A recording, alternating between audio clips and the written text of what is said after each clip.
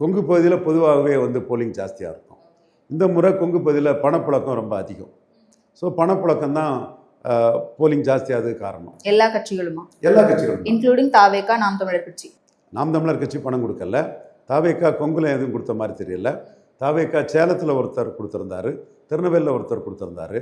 மற்றபடி இந்த 2 பேர் தான் தாவேகா சம்மந்தமாக கொடுத்ததா எனக்கு தகவல் வந்திருக்கு. விஜய் கொடுத்ததா கூட தகவல் வரல. ஆதவர்ஜுனா கொடுத்ததாட்டும் தகவல் வரல.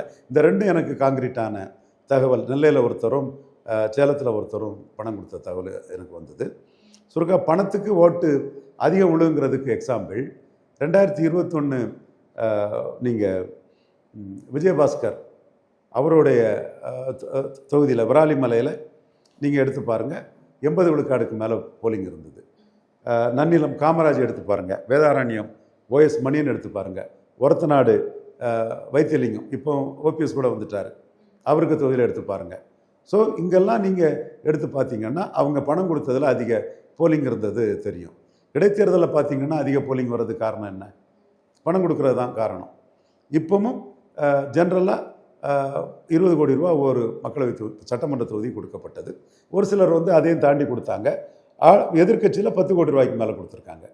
ஸோ இந்த பணம் போலிங்கை மெயின்டைன் பண்ணுது, போலிங்கை குறையாமல் பார்த்துக்குது.